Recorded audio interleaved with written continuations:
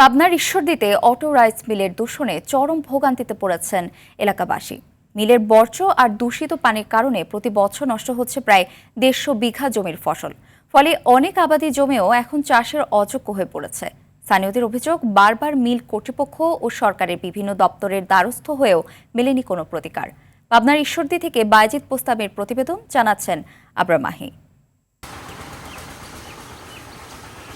পাবনার ঈশ্বরদীর মুলাডুলি ইউনিয়নের শেখপাড়ার সাজ অটোরাইস মিল থেকে প্রতিনিয়ত নির্গত দূষিত পানি গিয়ে জমছে আশপাশের কৃষি জমিতে। এতে ফসলি জমিতে কৃত্রিম জলাবদ্ধতা সৃষ্টি হয়ে নষ্ট হয়ে যাচ্ছে ক্ষেতের ফসল।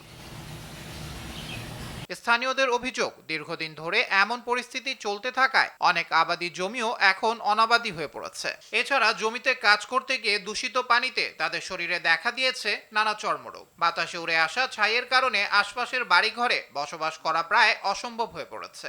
গরম পানি এবং ঠান্ডা পানি ধান সিদ্ধের জন্য এটা দরকার হয়, সব সময় বের হয়।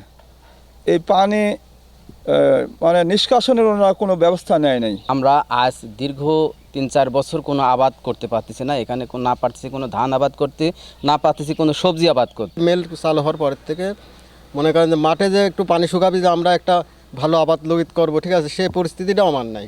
এ বিষয়ে জানতে একাধিকবার যোগাযোগ করেও মিল কর্তৃপক্ষের কোনো বক্তব্য পাওয়া যায়নি। এদিকে ঊর্ধ্বতন কর্তৃপক্ষের নিষেধাজ্ঞার অজুহাত দেখিয়ে ক্যামেরার সামনে কথা বলতে রাজি হননি উপজেলা খাদ্য নিয়ন্ত্রক। এইটা আমি আপনাকে বলতে, কিন্তু আমাদের পিসটার কোনো অনুমতি নাই। এটা ডিজি স্যার এই যে রিসেন্টলি মানে আমাদেরকে বলছে, আমাদের কোনো পিসটার কোনো জ্ঞান নাই। আমি এমনি আপনি বলবো না, সাজের সাথে কথা বলবো না। কৃষি জমি ও জনস্বাস্থ্য রক্ষায় দ্রুত কার্যকর পদক্ষেপ নেওয়ার দাবি স্থানীয়দের।